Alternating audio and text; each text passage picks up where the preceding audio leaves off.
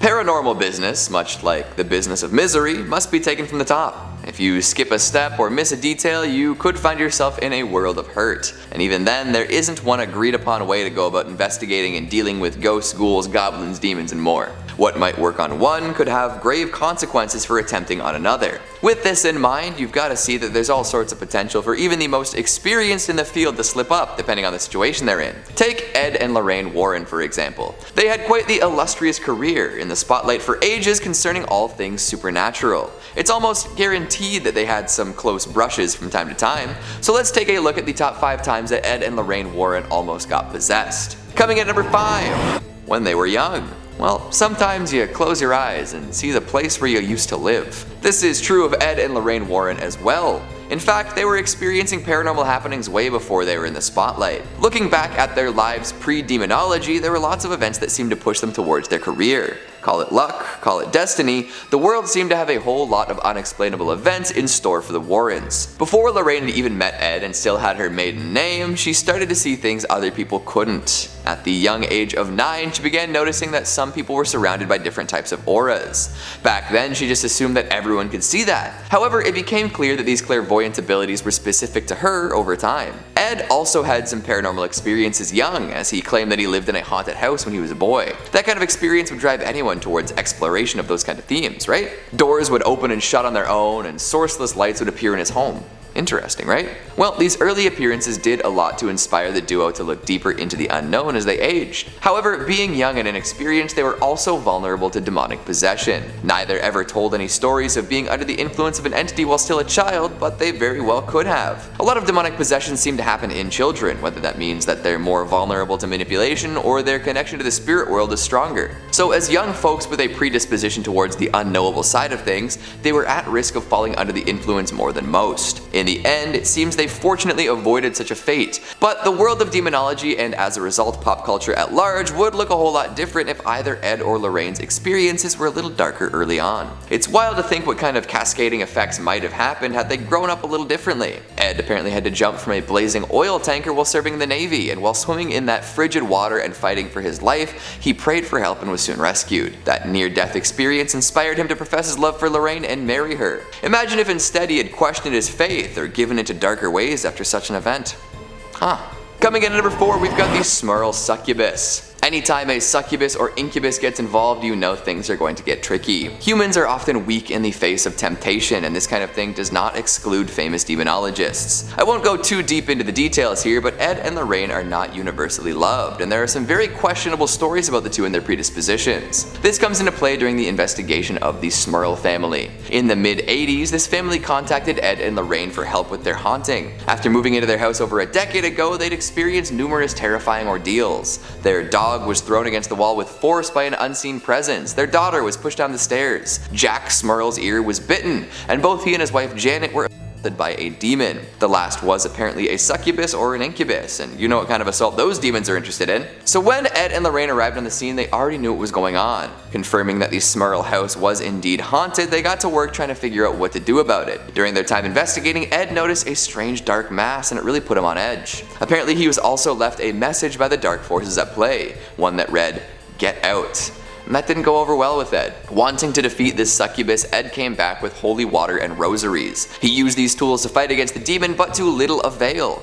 Apparently he was thrown 10 feet through the air by the demon and attacked on multiple occasions. Had he stuck around much longer, who knows what would have happened. In the end, he admitted he was not strong enough to deal with this presence and reached out to the Vatican. They sent an exorcism team, and the house was indeed eventually cleansed. A happy ending for sure, but that is definitely a close call for Ed and Lorraine, don't you think? Coming in at number 3, some Snedeker Suspicions. In a different haunted house, this time occupied by the Snedeker family, another demon had a hold on their residence. Poltergeist attacks were common, and the Snedekers were also being assaulted by whatever presence was inside. The house, which was once a funeral parlor, was home to many terrible experiments and abuses upon the deceased. It was said that the man running the place beforehand would use corpses in dark rituals, and even use the bodies for unspeakable acts. So when Ed and Lorraine showed up, they had a lot to do. After hearing stories of the Snedekers being grabbed and their clothes being tampered with, they reached out to the local church and performed an exorcism. This could have ended poorly, as Ed admitted that the presence was terrible and diabolical. Had this exorcism gone south, all involved could have been hurt, possessed, or worse. Coming in number 2, we've got the Union Cemetery sighting. Here's another famous case. In fact, the notoriety of the ghost present here goes beyond Ed and Lorraine's influence. They added to it for sure, but the White Lady of Union Cemetery is well known all on her own, thank you very much.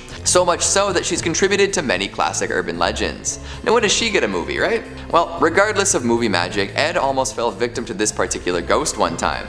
Although, to be honest, she seems more benevolent than malevolent. Attracting all sorts of paranormal enthusiasts from across the United States, the White Lady has made quite a name for herself. Late night motorists might notice a pale figure ahead on the map and slow down to see if they need help. Often she'll just disappear at that point, but sometimes she'll try to hitch a ride with them back to the cemetery itself. Ed and Lorraine took a trip out to Union to see what they could find and ended up running into the White Lady herself. Trusty video camera in hand, Ed supposedly captured footage of the White Lady. The evidence is so controversial and important that it was kept hidden for years. To this day, the legitimacy of this footage is called into question, and I'm sure that the ghost herself wasn't too happy about being potentially caught on camera. One has to wonder if she made any attempt to prevent the Warrens from getting a good shot. And finally, at number 1, we've got the Peron Predicament. Most folks would be happy to have some famous demonologists on their side when fighting off whatever's invaded their home. However, if it's not going so well, or if you haven't heard of the folks trying to help you, things could play out a little differently. Although the Warrens' involvement with the Peron family is the focal point of the first Conjuring movie, things didn't exactly play out that way.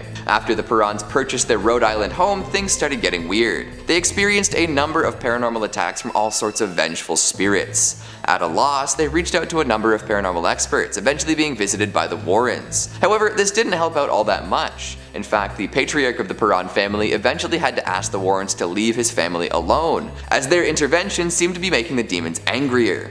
Hell, they might have been egging the demons on to go bigger. Maybe if they stuck around a little bit longer, the demons would have found a way into the Warrens. It wouldn't be too surprising considering how upset the Perons were at the amount of help they were getting. Wild, right? You can't always trust the movie for the full story. And there you have it. 5 freaky times the most famous paranormal investigators going could have had their souls taken from them. It's hard to imagine, but hey, so is most unexplainable phenomena. So what'd you think of the list? Do you agree with my picks? Which Ed and Lorraine tale is your favorite? Make sure you let me know down in the comments. Speaking of comments, let's take a look at some of your more hypothetical ones from the most haunted items at the Warren Occult Museum Marathon. Aaron Jackson says, shows us all multiple pictures of the shadow doll, then proceeds to tell us afterwards that viewing it can kill you in your dreams. Thanks, bud. Oh, you'll be fine. Daniel Flynn says, oh Keegan, come with me to Connecticut, every town there has ghosts. Connecticut is so super haunted. Someday I'll make the trip. Joseph Taylor Kennedy says, wait, I just had a revelation. Was the series entitled Friday the 13th based on Ed and Lorraine's collection? Serious question. Their influence is undeniable.